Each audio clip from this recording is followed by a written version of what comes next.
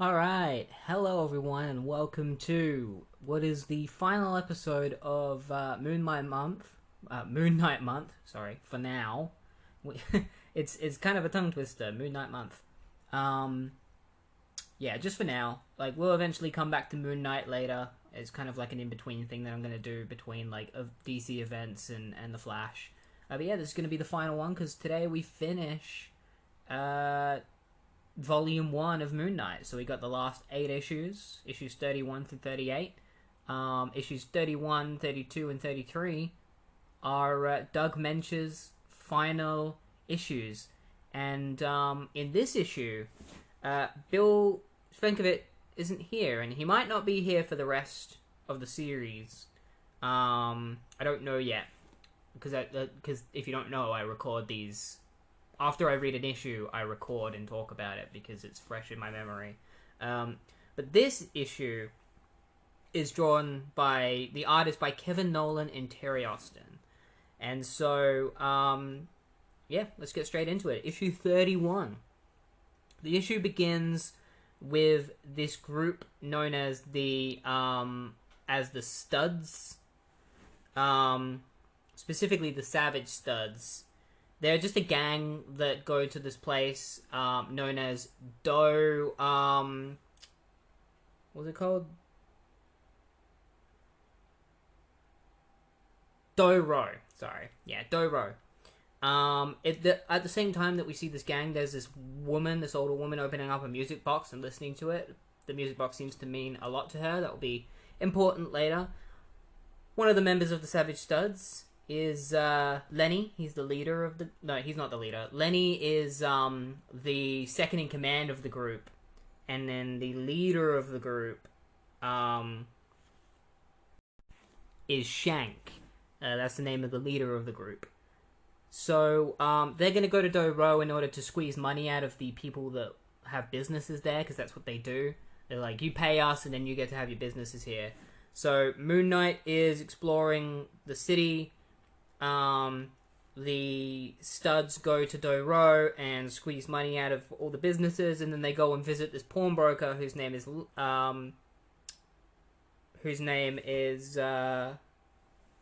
what's his name? Lewis. Yeah, I keep thinking it. I keep calling him Lenny. In my brain, I kept thinking his name was Lenny. It's Lewis. He's the owner of the pawnbroker shop, and he knows Lenny. And he believes that Lenny is a good kid. Lenny gets told by Shanks to rough up Lewis to get him to give him the money. And Lenny is like, Lewis, what are you doing? Like, you said you were going to leave this gang. You said you were going to get a good job in order to help look after your mother. And then Shank gets really angry when he mentions Lenny's mom. He's like, nobody talks about our mothers. You're going to pay for that, Lewis. Give us the money or we'll beat the crap out of you. And then Moon Knight shows up and is like, no one's going to beat the crap out of anyone except me, because I'm going to beat the crap out of you. Shanks tries to punch Moon Knight. Moon Knight just grabs his hand and flips him over. And then, so Shanks breaks a bottle on the ground and attacks Moon Knight with it, but Moon Knight just punches him in the throat and knocks him out. And then he goes to, like, punch, or he doesn't knock him out, but he grabs him and then goes to punch him again. And then Lenny comes at him from behind and stops him, even though Lewis tries to stop Lenny from attacking Moon Knight. Moon Knight just grabs Lenny and pulls him forward, pulls him over his shoulder and smacks him on the ground. Shank gets away, and then Moon Knight slaps Lenny around, and Lewis stops Moon Knight from continuing to hit Lenny. He's like, no, he's a good kid, you know, don't hurt him. And Moon Knight lets Lenny go. He's like, don't worry, friend, I won't hurt him. And then he chases after Lenny, and he stops Lenny, and he talks to Lenny, and he tells Lenny about how the fact that, like, because Lenny's like, you don't know what it's like having to do this kind of work for money. And Moon Knight's like, actually I do, because I used to be a mercenary. You know, I know exactly what it's like. And Lenny basically tries to say, like, I have to do this because all I have is, like, all they give us to live in is, like, garbage and stuff, so we deserve the money from these guys because we allow them to have their businesses here. Like, it's the only way we, as a gang, can make money, and I need it in order to look after my mum. And Moon Knight tries to convince Lenny by bringing up Lewis and saying, like, you know, Lewis said that you're a good guy. Lewis said that, like, you can turn over a good leaf. And Lenny's just like, yeah, Lewis. Well, whatever. What does a stupid pawnbroker know? He's a leech, sucking on misery. And then they go their separate ways. So Moon Knight goes and talks to Lewis, and that's when he finds out Lewis is planning to team up with the other owners of the businesses on Do Ro to fight the Studs. They grab all their weapons and stuff, and they go to fight the Studs, and Moon Knight is like, why don't you just try talking to them? Maybe if you talk to them, they'll change their ways. You could possibly even give them jobs at your businesses. And Lewis is just like, we can't afford to offer them jobs, but you're right about talking to them. Like, we could try talking to them and seeing if that works. So they head off to go and talk to the Studs. Moon Knight calls him Frenchie and says that he's going to become Jake in order to do a little bit more investigating on the Studs. And the Studs are going to attack the businesses, and Lenny manages to convince them to let him go and force Lewis to pay him for protection. So Lenny goes back to his house to see his mum, and his mum is revealed to be the woman at the beginning of the story who had the music box. And the music box is very important to her because she would play it when she was pregnant with Lenny. And Lenny steals the music box while his mum falls asleep, and then takes it to Lewis's pawnbroker shop and tries to sell the music box because he doesn't want. He's like, either you let me sell this music box to me, like, either you let me sell this music box to you and give me the money so I can show Shanks some money and he'll leave you alone, or you pay me to be your protection, which is what Shanks want, like, which is what Shank wants. One or the other. And Lewis is like, don't make me buy that music box off of you. I know what it means to your mum. You know what it's like owning a business like this? The amount of dreams, the amount of shattered dreams I've bought from people of, like, you know, people's wedding rings and, you know, a radio that a dad bought for his family so they could listen to music for the first time. Like, they've sold me all these things and they're never going to get them back. You can never get things that mean this much to you back. Like, it's never going to be the same. If you sell me that music box, even if you get it back, you've still ruined the dream. You know, you've ruined the meaning of what it is. And Lenny just ignores him and forces him to allow him to sell the music box. And then he heads back home, and his mum is crying because she's like, somebody stole my music box. You know, like, Lenny, somebody stole it. How could they do that? And Lenny's like, I know who stole the box. I'll go get it back for you. And he heads off to Lewis's pawnbrokers to get the box back. And meanwhile, Moon Knight goes and talks to Ricky and Ray, Gina's sons, to learn a little bit more about the Studs. We don't get to see how that plans out, because that's where the issue ends. It ends with Lenny going back to the pawnbrokers in order to get the music box back. So we're left on a bit of a cliffhanger as, like, what's going to happen now? How's Lenny going to get the music box back? Is he going to stoop low enough to actually, like, be aggressive towards Lewis? I guess we'll find out in the next issue. Alright, issue 32. And part 2 of the Savage Stud storyline. So, Lenny is heading back to the pawnbrokers in order to get his money back. Or not his money, the music box. He's got the money with him. And as he's walking there, he passes the Savage Studs. And the Savage Studs are just like, and Shank is just like, hey, you got the money from him, Lenny? And Lenny's like, no, I didn't end up getting the money from him. And Shank is just like, oh, you're so yellow. Well, you know what? Not only are you no longer going to be the war chief of this group anymore after this, but what I'm going to do is I'm going to force you to go to Lewis, and we're going to take the money from him my way. But you're going to do it. And so, yeah, he grabs Shank and they head off, and he, like, you know, pushes him towards the pawnbrokers. Meanwhile, Moon Knight heads off in order to deal with the gang. Because he knows that they're going to try and do something, so he decides to go there and stop them. The Studs attack the pawnbroker's shop, smashing the windows and stuff, and they head in, and Lenny's like, what the hell are you hoodlums doing? What is the meaning of this atrocity? And Lenny's just like, alright, War Chief, take care of business. You and me are gonna have a private negotiations of our own. And Lewis is just like, don't fight it, Lenny. It's too late. I'll get you the money, okay? And he's just like, Lewis, money's no longer enough, pawnbroker. My war chief here has been falling down on the job, and now it's time to make up for it by teaching you a little lesson. And then he's like, no! And he attacks Shank, and they get into a bit of a fight. And Shank tries to kill Lenny with a knife. And Lewis is just like, you hear me? Stop it, Lenny. You'll get hurt. You hear me? Somebody will get... And then he gets stabbed by accident. Lenny twists Shank's hand, and the knife goes straight through Lewis's heart. And he says, dreams, Lenny. The dreams. And then he collapses and pulls down all of his items and stuff off the shelf and collapses to the ground and dies.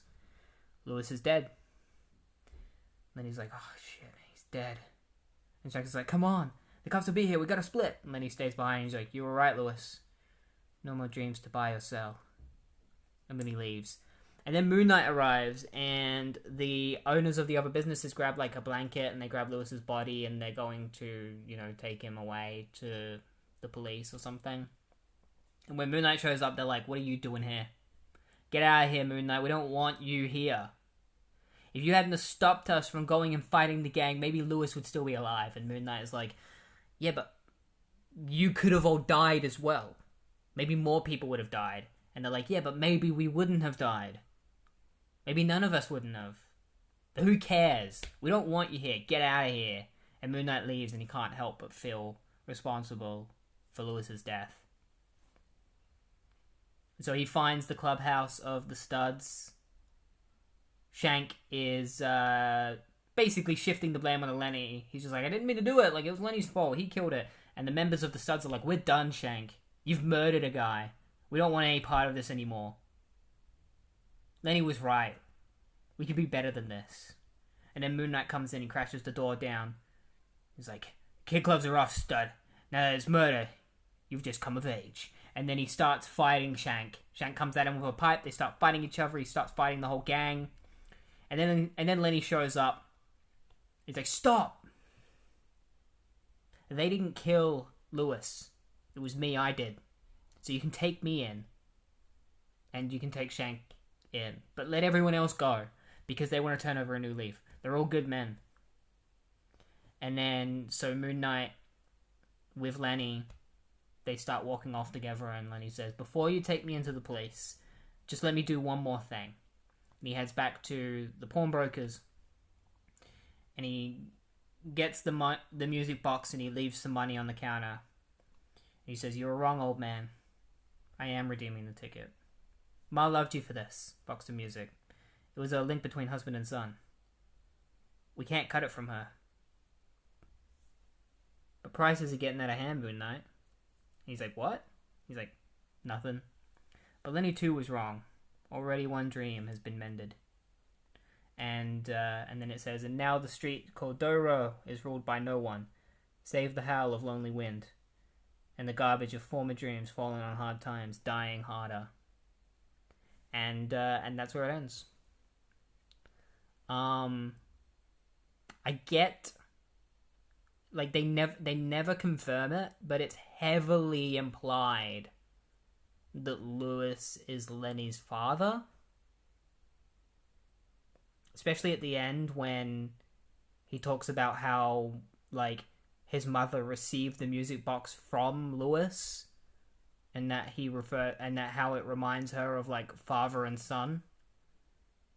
That's what I think anyway. I think Lewis was Lenny's biological father, and that was our little, like, confirmation. Like, we were getting hints throughout the story that that's who Lewis was, and that's why Lewis and Lenny had this kind of relationship. That's what I think. I think Lewis was his dad. But yeah, that was it.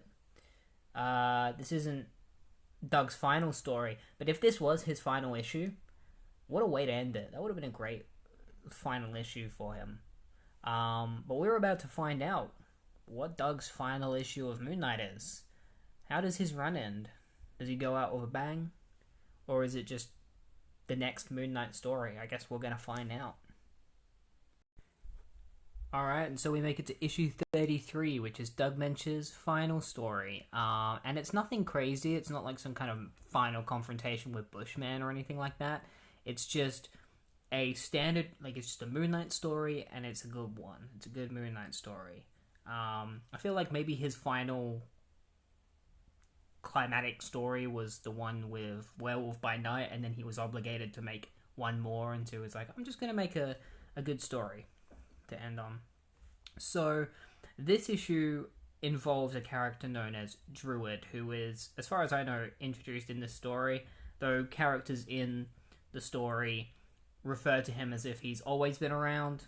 You know, it's one of those characters where it's like he's always lived around. He's a myth amongst the city of New York. There's a myth about him like punching straight through a wall, throwing a piano off of a building, ripping a street lamp straight out of the ground. And this reporter, whose name is Joy Mercado, wants to meet with him because she wants to write a story on him because she's heard about these myths. So she goes to a local bar where Druid happens to be, and Druid is asking the bartender if he wants to buy insurance, and the bartender is like, "Nah, we don't need you for nothing. Now, I hope you got your own premiums paid." And he came prepared with a bunch of guys. So it's assumed that Druid had gone there to, cause trouble, but I don't think he did. I think he just went there to get a drink and he just wanted to make some money. But they start attacking him. Druid's, he's this huge dude with, like, fangs in his mouth, and we actually learn a little bit more about why he looks the way he does. They call him a monster and an ogre. He gets attacked by these guys, and he fights them back in self-defense. And he's like, "You call that preparation?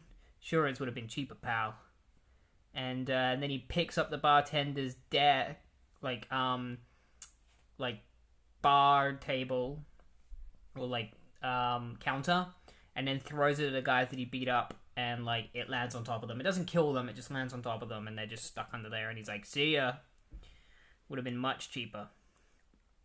And that's when Joy comes in. She's like, "You don't get along with the police, do you? I'd like to talk to you and, get to know you and do a little bit of reporting. I'll ask you out for dinner." She doesn't tell Druid that she's doing a report, she's doing a story. She asks Druid out to dinner. And so they go to this place called Olympus, and that's when Druid finds out that she's a reporter and wants to do a story on him. And Druid is just like, "Oh, so you lied to me?" And she's like, "Well, yeah, but at the same time, it's like, if I like the story that you give me, then I might go out on another date with you." So she basically asks him about all these myths, and Druid says that they're not true. He never ripped a street lamp out. He never threw a piano off of a building. It was just a box. The bricks were already on the ground. He didn't punch any bricks out of the wall. And she's really disappointed, and she's like, "Man, so you're just, not even a myth, or anything. You're just a... you're just a regular guy. That kind of sucks." And then this asshole bumps into Druid, and then he's just like, "Ugh, I wish filth didn't touch me." And then Druid's just like, "You should have shut your mouth." And he picks the guy up, and he doesn't, throw him or hurt him or anything. He just puts him in some cake, squashes him on some cake, and the guy gets cake all over his bum. And then he tells Joy that they're gonna leave, and Joy just leaves him and goes her separate way. And Joy's just kind of thinking to himself, why isn't she smiling like she was when she came here? And why aren't her hips, swaying like they did when we were walking here? So he notices that the energy is off. Meanwhile, Jake Lockley goes to Gina's diner. He hears about the stuff going on with Joy and the Druid, and apparently Gina has been receiving phone calls from people who want help from Moon Knight, and one of the phone calls was from Joy, who tells Moon Knight to come see her because she feels like she's in trouble with Druid, Druid's gonna come after her. Meanwhile, Joy writes a story about Druid that really upsets him because it basically calls him an exploded myth. and says that he's just like a useless person and stuff. Like, she says some pretty awful things. And so he's like, exploded myth? Alright then, I'll prove her right. You know, if she thinks I'm an exploded myth, I'll show her that I'm an exploded myth. So he's really pissed off at Joy. So he goes off to where Joy works, and Moon Knight happens to be there as well because Joy called him because she wanted to talk to him. Turns out she lied to Moon Knight. She didn't need his help. She just wanted to do a story on him because Moon Knight is considered to be a myth as well. And Moon Knight's just like, you wasted my time. And that's when he says that. That's when Druid runs in and he's just like, ah, you ain't getting away with it, lady. You used me, and after you said it was a date, after you said you'd see me again, you conned me, lady. But I got some real news for you. We're gonna go on another date, just you and me, lady, right now. And he steals Joy, because basically she's pushed Druid to breaking point. He steals Joy, he fights Moon Knight, he knocks Moon Knight out, and then he grabs Joy and he takes her away, and they go to a back alley where he reveals that he has like food and stuff. And then he goes to the Olympus where everyone is with a shotgun, or it's not a shotgun, it's a rifle, with a rifle, and he blasts a nearby table to scare everyone away from it and get them all out of the Olympus so they have it to themselves. And then he reveals that what's actually in the basket is not food, it is a bomb. Because she called him an exploded myth, and all the awful things that she said about him in the report have made him suicidal. And he wants to kill himself. And he's gonna kill her with him. So it's one of those stories where it's like, you feel bad for Druid, but he isn't making the greatest decisions, but at the same time, you can't help but feel bad for him. And that's when she reveals to him his origin, where he failed at school, so he couldn't get a job. So he went to Nam, which really messed him up. And then he came back, and in order to make money, he decided to become a wrestler. And he had his teeth surgically removed and replaced with fangs so that he would have a motif as a wrestler. But he was fired from wrestling because they said the teeth would be too dangerous. And so he ended up on the streets begging for, like, money. And then she came along and said all this awful crap about him. And so now he just wants to kill himself because he has nothing else to live for. So he sets up the bomb. Moon Knight comes in and fights him. And Druid grabs, like, a big pillar and goes to throw it on Moon Knight. But Moon Knight kicks him in the stomach and it lands on top of him. Like, lands on top of Druid. And then Moon Knight's like, alright, let's go. Frenchie's here, grab onto the ladder, Joy, and we'll get going. And then it turns out Druid is, still fine. And he jumps through the window, grabs Moon Knight by the legs, and then Druid drops down onto a roof where Moon Knight goes to talk to him. And she's like, we gotta get out of here, Druid. And he's like, no, she wanted an exploding myth. I'm gonna give it to her. And Frenchie's just like, Moon Knight, jump! And Moon Knight jumps from the building, and the building explodes with Druid on it, and Druid dies in the explosion. And then afterward, he reunites with Joy. And he says to Joy, now, Druid may not be a perfect person, but he didn't do... his goal was never to hurt people until you wrote that story about him, and you broke him, and it pushed him to go this far to kill himself, and to attempt to kill you. So yeah, you should just feel really shitty about yourself, miss. Like Moon Knight just straight up is just like, Joy, you suck. Like, you've done some awful things, and I hope you need to live with this for the rest of your life, because this poor guy who's already gone through so much shit, like, he's dead now, and it's your fault. And then he leaves, and Joy is just left there on her knees, just, like, crying, because she feels awful, and that's it. That's where it ends. It ends right there. And, yeah. I really enjoyed the story. Yeah, I really like Druid because of how, like, he's a one-issue character, and yet he's so he's very deep for a one-issue character, for a singular appearance. And you feel bad for him. But at the same time, like, he makes decisions in the comics that you don't feel bad for him for. Because, like, he really does, like, attempt to hurt people. But at the same time, he's only doing that because he's been mentally broken, you know? So, it's one of those grey situations of, like, you feel bad for him, but he's also done, like, not so great things. Like, nobody's really the good guy in this story. There's no real good guy. Like, Moon Knight is the closest that you get. But yeah, that's the end of Doug Moench's run. And so the next issue we're going to be moving on has a brand new writer, and you'll find out who that new writer is when we read it. Alright, Moon Knight, issue 34, written by new writer Tony Isabella, and with art by Bo Hampton, new artist. So Moon Knight has gone to this industrial plant in order to look for this kid named Frank, who consistently goes to Gina's diner to the point where she treats him kind of like a son. But when he gets there, Frank jumps him because he's gone all weird and rabid. And so Moon Knight kind of like tries to keep him off of him, and Frank is just like shivering and stuff and acting all crazy. And then he runs away, and Moon Knight's just like, Frank! And then Frenchie calls and he's like, Mark, what's up? And he's like, it's alright, Frenchie. Frank just got away. I need to go back to Gina's diner. I need to talk to them about this. And so he heads to Gina's diner as Jake and talks to Gina and Crowley about Frank. And Frank and his gang, known as the Radicals, Gina and Crowley explain to Jake about the Radicals. They come to the diner and they're all crazy and rabid, and they start attacking Crowley, Gina, and Jake. And Frank straight up grabs Gina's arm and bites a chunk out of her arm because he's gone like cannibalistic. It's really messed up.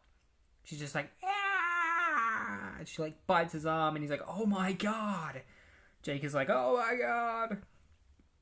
He gets hit over the head and gets knocked out, and when he wakes up, Crowley reveals that Gina is being taken to the hospital after being bitten by a dude in the arm, getting a chunk bitten out of her arm. And Jake is just like, Gina, like, do you want me to come with you? And she's like, no, I'm going to be fine, but I don't know if I'm going to be able to stay at this diner and be okay from now on, you know, especially after what's just happened to me.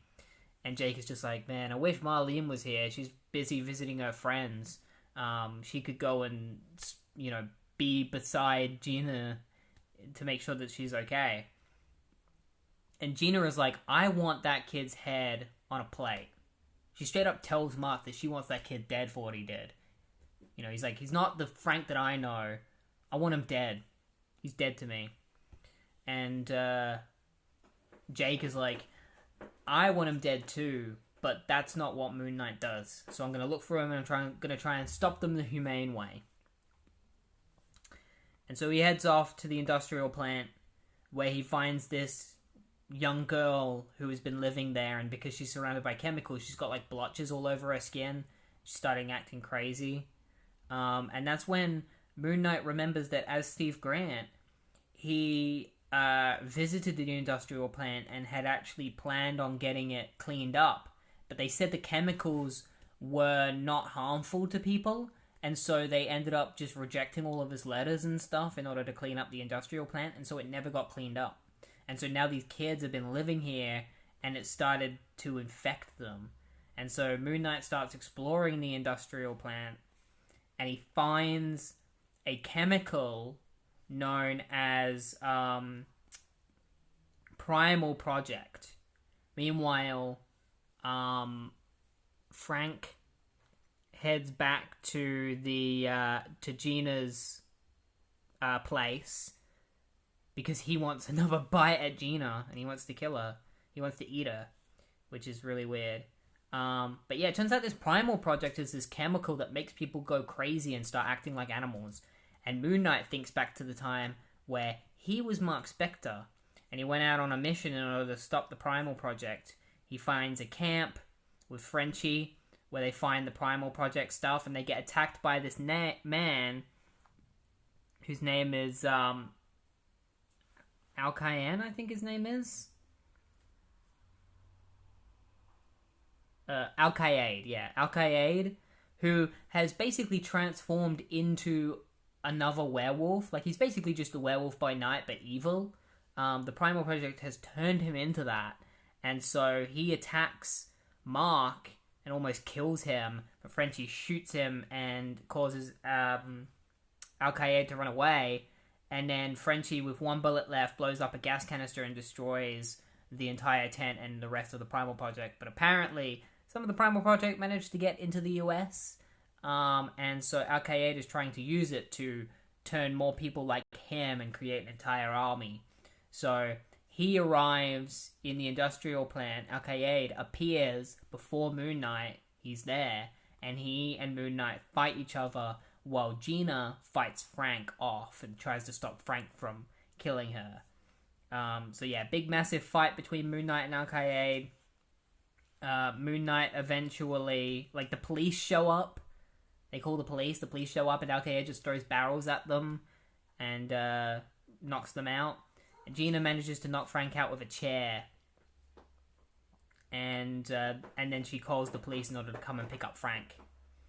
And then Moon Knight punches Al-Qaeda in the face with both of his fists, knocks him out using all of his strength. And then after that, they head back to Gina's diner, and Gina just talks about the fact that she's just so traumatized that she doesn't even know how she's going to move on from this, and if she ever will. And so Jake and Crowley leave Gina, and they say, like, you know, if you ever need us, call us. Like, we're always going to be here for you. And Gina's like, I know you care about me. And she locks up the front door, and then she's sitting down. She's like, the back door. Okay, I locked it. And then she sits down in the corner in a fetal position. And not in a fetal position, but she sits down with, like, her legs up to her chest. And she's like, maybe I should. And then she kind of just bowls over and, like, sits there. And it's clear that she's, very traumatized. And that's where it ends. It ends with Gina just traumatized, sitting in the corner of her room, kind of going crazy. Or just, breaking down. And yeah, that's it. That's the first issue for this new writer. So, as a story, very weird. Not bad. Like, it's not even the worst... Like, it's not the worst issue of Moon Knight. It's definitely a step down from Doug Mench's stuff. Like, it was fine. It was just weird, having cannibalism and stuff in a Moon Knight comic. Especially when it's just, like, chemical stuff. And a werewolf guy that isn't werewolf by night. Makes me curious what these last 4 issues are going to be like. Because we've got 4 issues left of Moon Knight to get through. And literally anything could happen. After that, anything could happen. Alright, issue 35, guest starring the X-Men and the Fantastic Four. And the X-Men and the Fantastic Four do stuff in this issue. It's not like they help Moon Knight fight the main villain, really, but they do stuff. But you'll see what I mean later. The issue begins with Moon Knight fighting a villain known as the Fly, who is an enemy of Spider-Man. And the Fly just beats the crap out of Moon Knight with his ability. Like, he can bat his wings really fast to create vibrations. He uses that against Moon Knight and slams him against the wall so hard that it shatters Moon Knight's spine. And then he runs away. And Frenchie picks him up and takes him away, and they take him to the hospital, where it's revealed that Moon Knight's spine has been shattered, and that Steve and Jake and that, because they're all the same person, may never walk again, or probably won't. It all depends on his therapy. Like, if he can get through the physical therapy, maybe he'll be able to walk again, but it seems unlikely.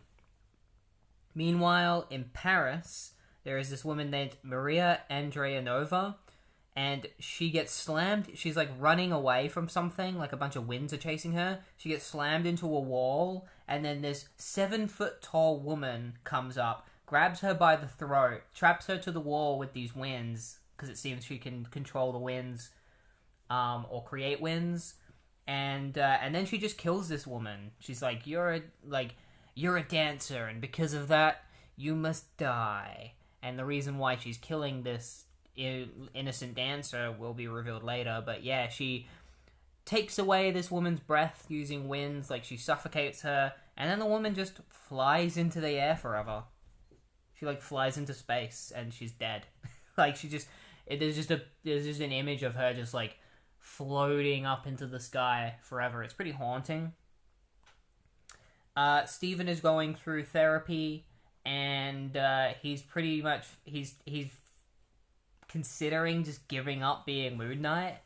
And then Gina comes over and basically says that she's going to be moving because of everything that's happened to her in the previous issues. So she's going to move to Houston with her sons.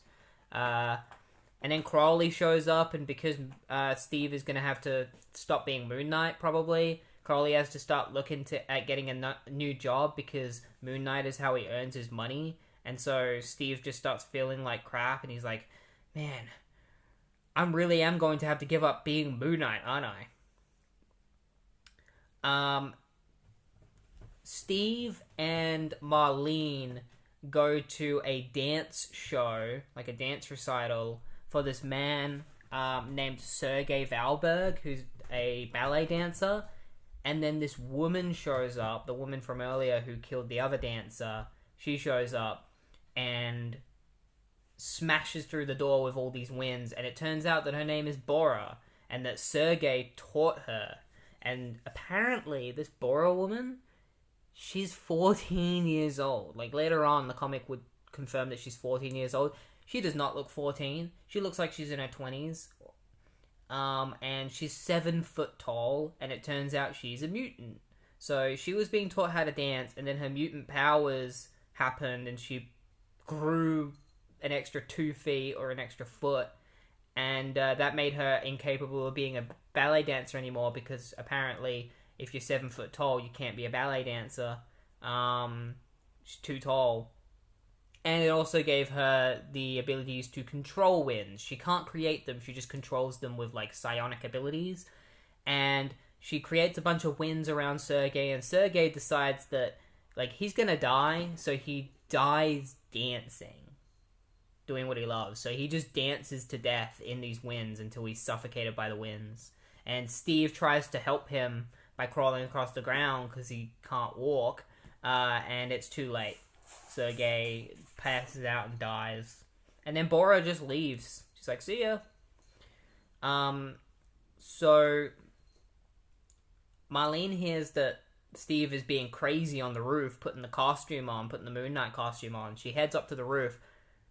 Steve is in his wheelchair wearing the Moon Knight costume, and he's like, I've got to do this. Like, I can't not be Moon Knight, because if I'm not Moon Knight, people are dying. You know, I'm helpless. I need to help people. And then he just miraculously, like, he tries to get out of his chair, and it doesn't, like, he collapses to the ground. But then, with the strength of friendship and the power of Khonshu, Steve Grant stands to his feet with all his might, and he's fine now, and he can walk again.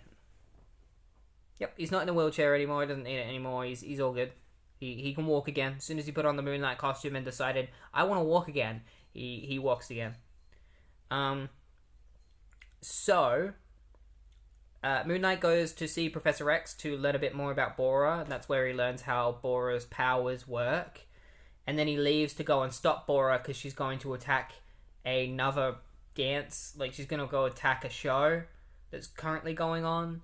And Professor X tells the X-Men that they're going to go there, but they're not going to help him fight Bora. They're just going to be there and wait to see if he needs any help. But, like, this is Moon Knight's book. Like, later on, there is a moment where Johnny Storm, because they go to the show, and then it turns out Moon Knight talked to the Fantastic Four as well. And so, like, they're all there as well. Reed Richards, Sue Storm, The Thing, and Johnny Storm are all in the crowd and wearing suits and ties and stuff. And Johnny goes to help them, like, help Moon Knight, and Reed is just like, no, you're the guest star, Johnny Storm. Like, this is Moon Knight's, book. You gotta let him beat Bora. So they spend the whole time saving civilians while Moon Knight fights Bora, which is pretty cool, like, because her winds start destroying the theater, and so the Fantastic Four and the X-Men team up together in order to save civilians. There's actually a moment in the comic where Frenchie hits on Storm and then they have to leave, which is funny. The idea of Frenchie and Storm dating is just really funny to me, because he's a bit of a ladies' man. But yeah, they go to the show. Civilians start getting in danger, so the X-Men and the Fantastic Four team up together to help save them. Moon Knight fights Bora, and then they try to throw off Bora's powers by putting on like loud things like fans and stuff to mess with her mind, because that's what she needs to control the winds. But the opportunity that Moon Knight gets to beat Bora is when Nightcrawler goes boo, like he just appears out of nowhere in front of her. It's just like boo, and scares her, and she's like ah, and then Moon Knight gets up close and chloroforms her. Just gets some chloroform, puts it over her mouth, and knocks her out. And that's it. They beat Bora. And then after that, Marlene and Steve go home, and Steve is just like, man, I'm glad I can walk again. I'm glad I'm not in a wheelchair anymore, and I'm fighting for Khonshu again because, you know, I'm Moon Knight. And that's it. And then they kiss. And that's pretty much it. He's like, what we do is important. And she's like, I can live with that. And that's the end of the issue. This is, unironically, this is the second best crossover that we've gotten, but that's only because the Thing one was just so disappointing, because he shows up just to use a radio, and that's it. At least in this one, the X-Men and the Fantastic Four, even though they don't show up until over halfway through the story, they do stuff. Like, they help save civilians and stuff, which I thought was really cool. At first I thought they were just going to sit in the crowd and do nothing, and I was like, man, is that all they're going to do? But no, they help save people, which is cool. It's a cool way to do a crossover. Alright, so we have a new writer for issue 36, another one, Alan Zelenetz, never heard of them before, with art by Bo Hampton. This issue is pretty crazy. So Alan right away retcons, like, Moon Knight, like, Khonshu's history, where apparently in ancient Egypt, there was this priest named,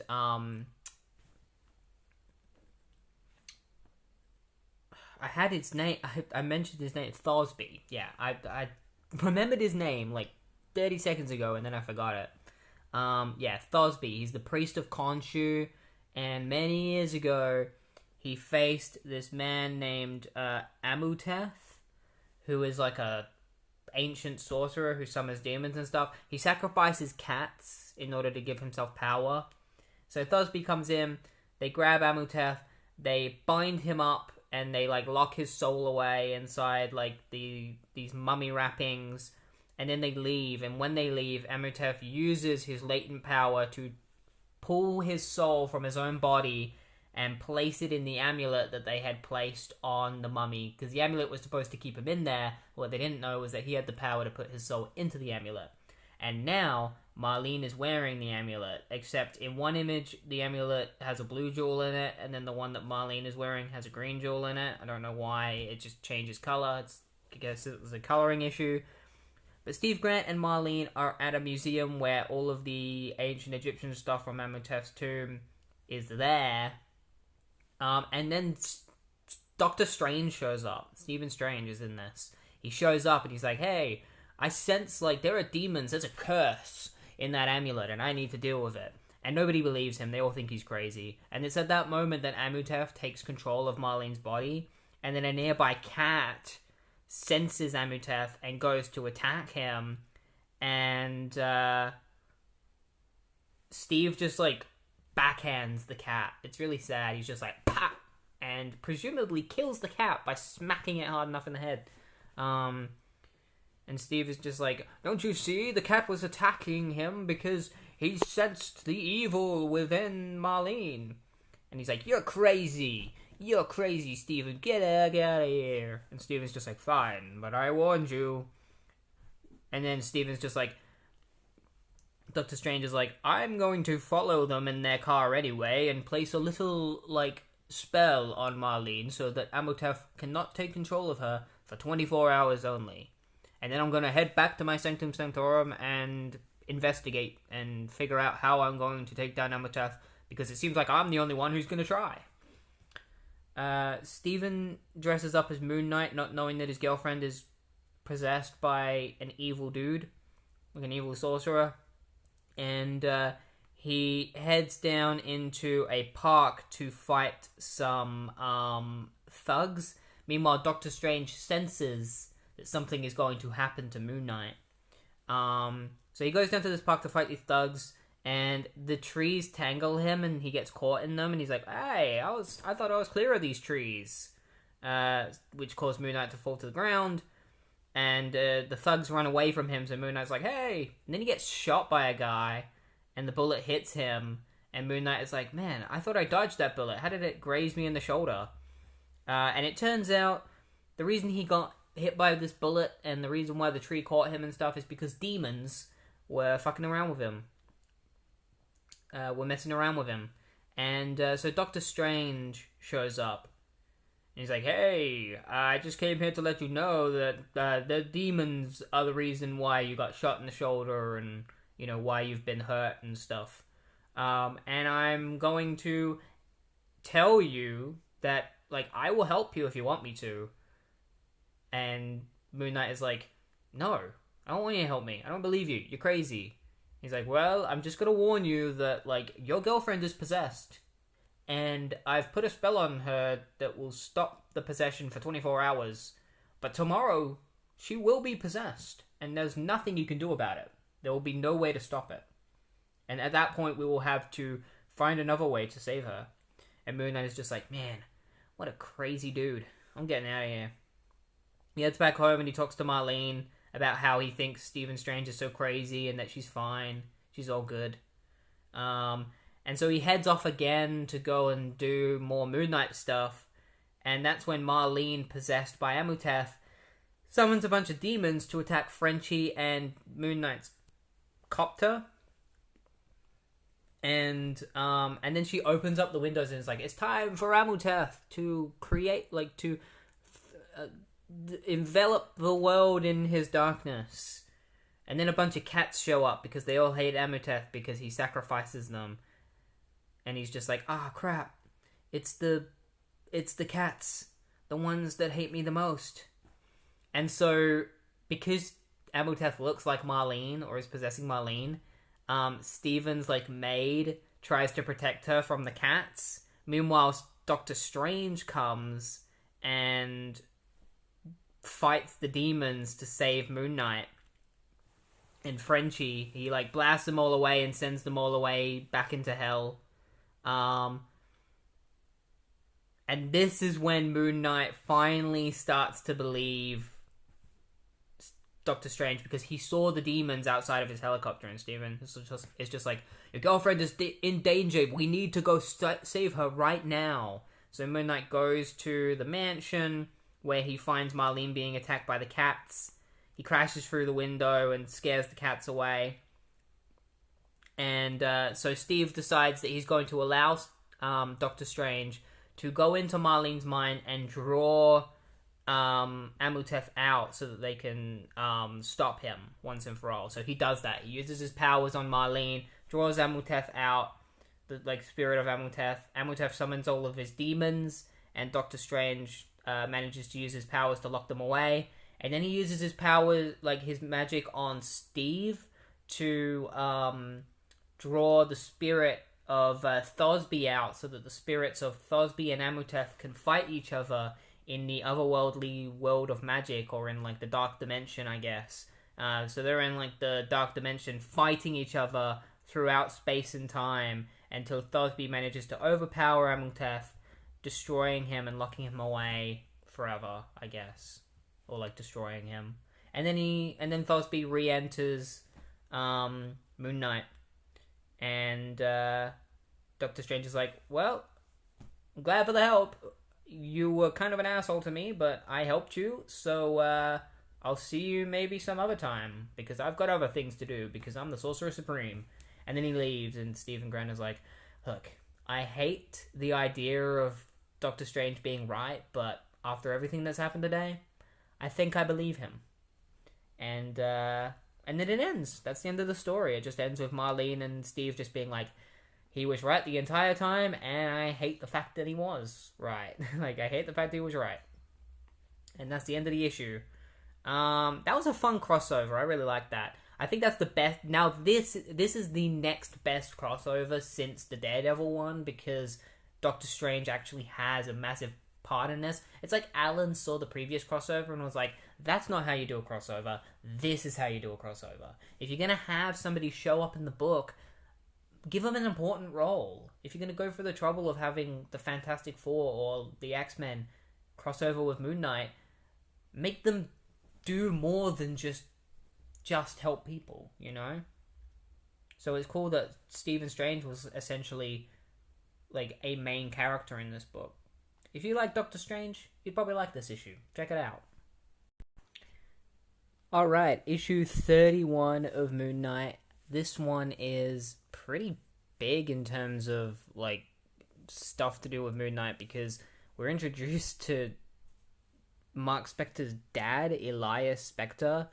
They haven't spoken in 18 years. We'll learn a little bit about their history later. But Elias is dying in bed with his student next to him, whose name we don't know yet. And he calls out for Mark, and that's all he can really call out for. And so they decide to let Mark know so that he can go and visit his father before he dies. So at the Grant Manor, Marlene is working out and stuff because she wants to be on par with Moon Knight as much as she can. Meanwhile, Steven is watching old like movies and stuff, like old records of Mark Spector, old missions that he went on. And that's when Marlene receives a call about Mark's dad and tells Steven that like his dad wants to see him and that he should go see him.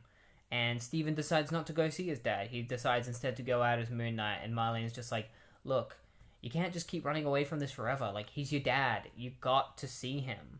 And what's wrong with you? Why don't you want to see your dad while he's on his deathbed? And Steve explains to Marlene about his history with his dad. So his dad was a rabbi who had come from Germany, and so he'd come to America and had been like just utterly devastated living in Germany, like just treated awfully.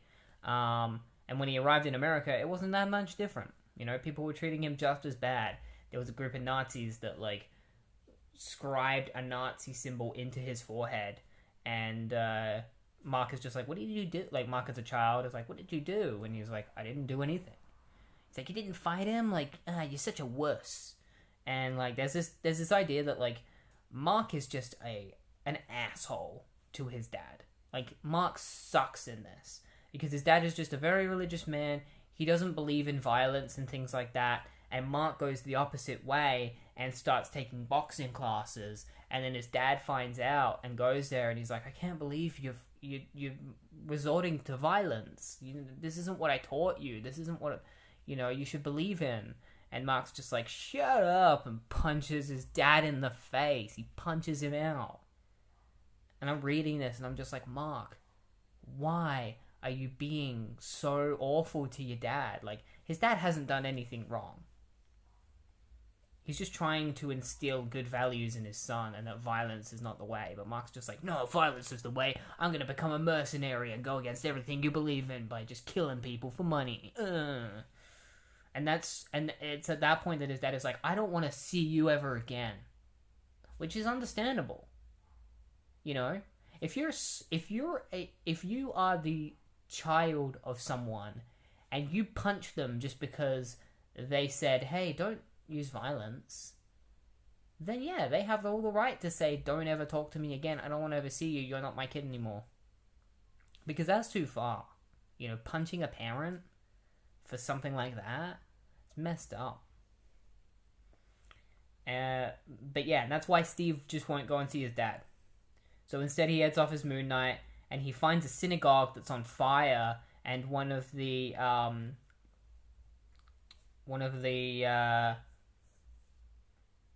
priests like enters the synagogue, and he finds like because he's getting the Torah scroll, he wants to keep it from burning, and Moon Knight is just like, my father would have done the same thing.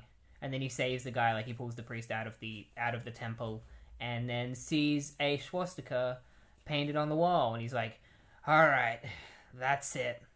They're gonna go this star, or I'm gonna go deal with these guys. And he heads to the like Nazis' little hangout where they're all playing cards and stuff. And he busts through the door, and then he just starts beating the crap out of all of them. And he grabs one of them, and he like hangs him out of the window. He's like, "Hey, now how's it feel to play victim for a change?" And Flint arrives, Detective Flint. He's like, "Moon Knight, what are you doing? Put the guy down." Actually, no, don't put him down. Bring him back in the window and then put him down. Don't drop him. And one of the guys is like, all right, it's real cool. We're beat. We give up. And Moon Knight's just like, oh no, the game's not over yet, scum. Not by a long shot. And he starts beating the crap out of them again. And they're like, hey, please stop. And he's like, I'm not going to stop until I beat the fear and pain as far into you as possible. And that's when Flint comes in. He's like, no, stop it, Moon Knight. You're going too far. That's it. Get out of here. Let me handle this.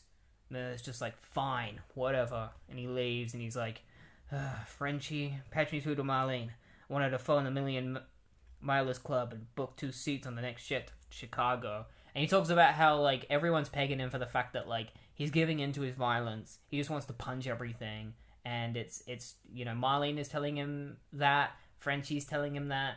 And it's exactly what his dad told him. So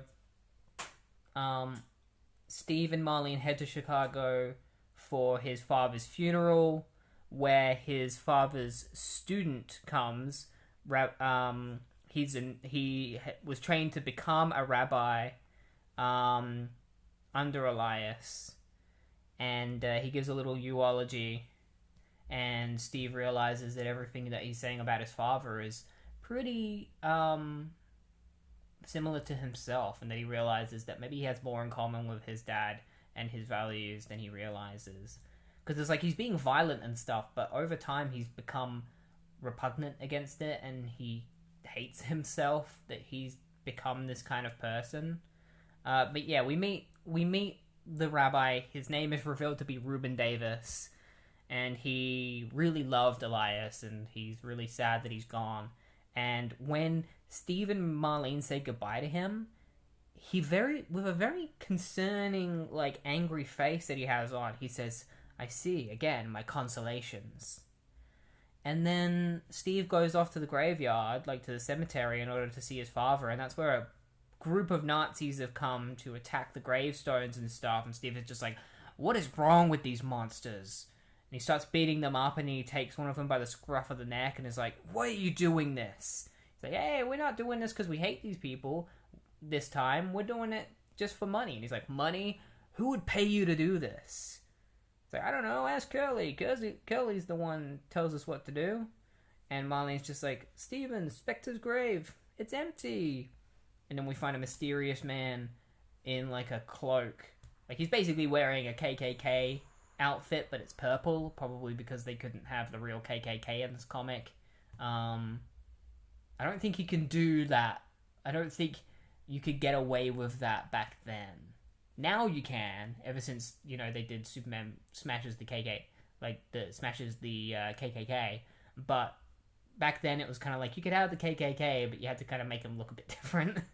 But yeah, KKK member has Elias, and we're gonna find out who it is in the next issue, I guess. My idea is that it's Reuben, just because of that sinister, angry face that he has in that one panel.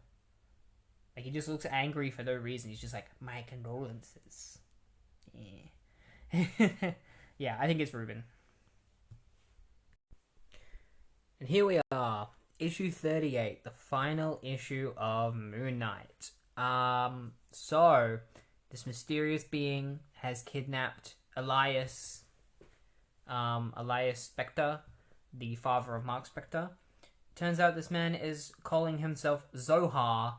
Basically, he has studied the Kabbalah, I think is the name of it, which is the ability to use like what is essentially magic, specifically to do a bunch of different things. Like he can use it to shoot sparks of energy, but his main goal is to use it to resurrect Elias's body and then use Elias to kill Mark because he believes that it is that kind of destiny.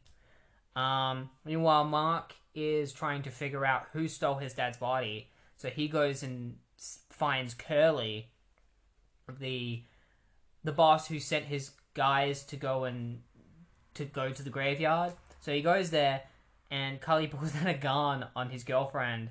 And Mark is just like, I'm just here to ask questions, and he's like, oh, that's great. Sit down on the couch then. And then Curly throws some furniture at Mark, sending him falling out of a window, like out of the window. But he manages to grab onto the edge with his grappling hook. But Curly thinks he's dead, so he goes back and just has a drink with his girlfriend. And then Moon Knight comes in, walks up behind him, just like, you made me angry, mister. Now tell me everything I want to know. And he grabs Curly and he beats the crap out of him and asks him, you know, who hired the men? And he's like, I don't know. And he's like, who stole my money? Like, no, not money. Who stole my dad's body? Like, who, well, no, he doesn't say my dad, but who stole Elias Specter's body? And he's like, I don't know who stole his body. I didn't send them to steal the body. I just sent them there to do whatever they wanted. Somebody else stole the body. So Moon Knight comes to the conclusion that somebody hired them in order to serve as a distraction while that person stole the body of Elias Specter. Meanwhile, Marlene is helping Dr. Weiss sort all of Elias's scripts, like manuscripts. And she goes downstairs and she finds Zohar down there stealing a bunch of manuscripts. She's just like, who the hell are you? He's like, I am Zohar and I am stealing these manuscripts in order to use their magic. And then he shoots a spark of energy at Marlene and knocks her out. And she wakes up, like we cut to her waking up.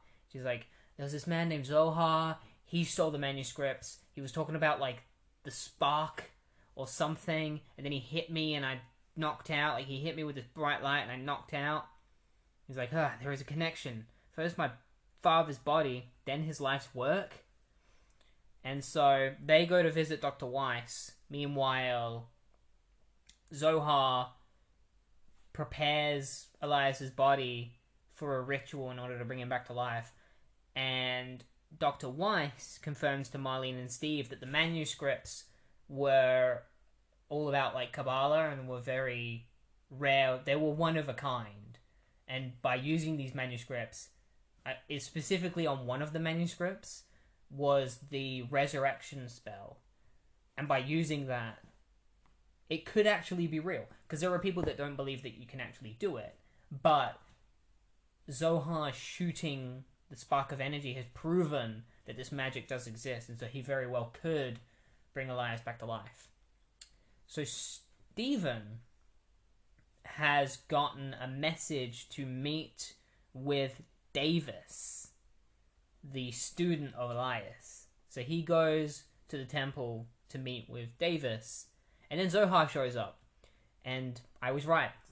This is the confirmation. Zohar was Davis the whole time. He doesn't even unmask himself. Mark just figures out that he's Davis. He's like, yeah, you're right. I'm Davis. And I'm going to kill you because it's your destiny to die. And he hits Mark with a ton of energy and then goes in to kill him. But then he changes his mind because he actually wants to give swift justice to those he deserves. He believes deserves justice. And they are the people trying to teach the secrets that he believes only he should know. So he attacks Dr. Weiss's class because Dr. Weiss is teaching them about Kabbalah and stuff. And he's like, no! The secrets must be mine and mine alone. And he starts attacking everyone and killing all the students. Or knocking them out. We don't really get any confirmation if he killed anyone, but it's assumed that he gravely injured a lot of them. And Marlene is in the room with them. And she's calling Moon Knight for help. and Moon Knight ignores her because he wants to find his dad's body. He's so hell bent on finding his dad's body, so he decides to head to Davis's house in order to find him. So he heads to Davis's house, and it's just a regular abode, and he finds a door to a basement, and he heads down into it, and that's where he finds Zohar. Zohar's in there. His dad's body is covered with a blanket, and Zohar tries to kill Moon Knight again, and Moon Knight grabs a mirror this time and reflects the spark of energy back at Zohar, which knocks him out. And while he's knocked out, he mutters a bunch of stuff, and it turns out it's the rest of the regular, it's the resurrection spell, and Elias Spectre is resurrected and then attacks Mark and starts strangling him and trying to kill him. And Marlene comes in, and she erases the scribing on his forehead, which undoes the spell and frees Mark from his grasp. And then at the end of the story, Mark says that this whole situation has shone a new light on him, and he's learnt more about himself than he realizes, and that he's finally gained closure with his dad. Even though he never actually got a chance to speak to his dad, he's gained closure on that whole situation, and that he needs to stop running away from the fact that he's Mark Spector, because he is Mark Spector. And he's also Steve Grant. And he's also Moon Knight. And he's also Jake Lockley. But he has to remember that he is Mark Spector, and that he can't hide Mark away all the time. So I feel like from now on, instead of never being Mark, Steve is going to be Mark, and Steve, and Jake, and Moon Knight. All of them. And Marlene is just happy that she's got him back. And she's no longer like, oh, I only want Steve. She's kind of come to the conclusion that, Mark needs to exist. And she might not be super happy about it, because Mark isn't a great guy. He's a mercenary and a murderer. But he needs to exist for the others to exist. And that's where it ends. And that's it. It's the final issue of Volume 1 of Moon Knight. Overall, my thoughts on this series are that, it's pretty good, but I don't think it's something worth going out of your way to read unless you already read a lot of comic books. If you are only just getting into Moon Knight, and you watch the show and stuff and you want to read the comics, I would much more recommend that you go for something newer, like Jed MacKay's Moon Knight, and then if you like that, then go back and read this. But I wouldn't recommend someone new to start with this, because it's very 80s comics, lot of dialogue, not a lot of it's also very early in Moon Knight's history, so it's probably not what a lot of people watching the show would be expecting, even though the show is very different to Moon Knight. I'm talking about just personality stuff in general. That doesn't exist yet. So I feel like somebody who is expecting that would read this and be disappointed that he doesn't have multiple personalities, and that, there's just none of that stuff. And he doesn't really have any iconic villains yet. He's got a couple, but it's more just one and dones. But if you're already deep in comics, if you've already read a few Moon Knight comic books and you like Moon Knight, or if you're just a massive fan of Moon Knight in general, specifically comics, and you for some reason haven't read Doug Mench's stuff, I would recommend reading it. You don't have to read the whole thing. I would say read all of Doug Mench's stuff, and then if you want to read the last few issues, then read them. But you can stop at issue 33 and just move on to the next volume. But yeah, that's going to be it. And that's it for Moon Knight month. That was the final episode of Moon Knight month. Next week, I'm gonna be starting 0 Hour. We're back to DC stuff with 0 Hour. And before we actually do 0 Hour, in the same episode, I'm gonna be doing a couple of issues of The Flash that lead directly into 0 Hour. Very important. So, yeah, we're gonna be doing that next week. And at some point, I'll do more Moon Knight. Maybe after, maybe before I do Infinite Crisis, around that time, I'll do the next Moon Knight month kind of thing. But yeah, if you enjoy the podcast, please like it and subscribe to the podcast. Subscribe to the channel, subscribe to my YouTube channel, like the videos. Yeah, and I hope to see you next week. Bye.